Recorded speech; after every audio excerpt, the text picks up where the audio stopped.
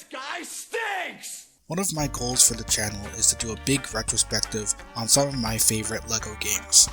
There are lots of games I'd love to cover, from my top favorites to some underappreciated gems, and of course some non-TT developed titles. One interesting wrinkle in my plan is the introduction of Funko Fusion. The game looks to build on the LEGO game formula with a massive roster, 4-player and online co-op. And with the roster comprised of iconic characters from NBC Universal properties, the character choices could be insane. Imagine playing as characters from The Fast and Furious, Scott Pilgrim, or even The Office.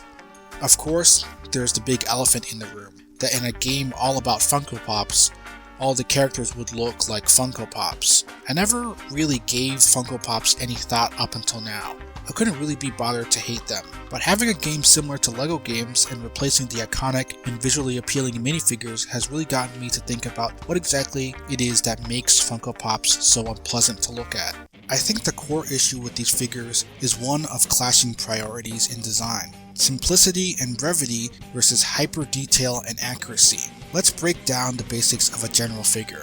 A pop figure has a large, rounded cube for a head and a detailed body that is sometimes molded in a distinct bent knee stature. The face consists of 2 round black eyes and a sharp triangle nose. Looking at the basic element of a standard figure, it's easy to see the lack of cohesion. The triangle nose clashes with the round head and eyes, which also clashes with the detailed body. It feels like they want both the fine detail of standard figures and the sleek cohesiveness of art toys, but didn't want to commit to either. However, not all Funko Pops are created equal. In order to properly critique these figures, we need to look at the figures that, in my opinion, work the best. There are 2 groups of Pops that I think avoid the most common issues. Pops based on cartoon characters and Pops with masks or helmets.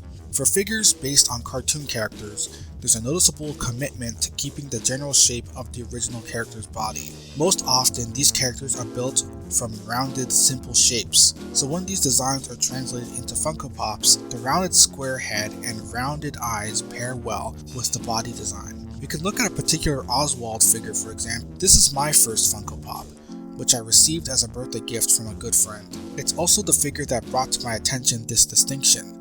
The commitment to the basic body design contributes to an overall more appealing silhouette, even if the head isn't accurate. Many of these characters often have round noses, which also gets translated into the figures, also making the face more cohesive as well. For figures with helmets or masks, they often cover up the triangle nose or any detailed hair, creating a more pleasant, simple silhouette. A good example of this would be any figure based on Spider-Man or Destiny.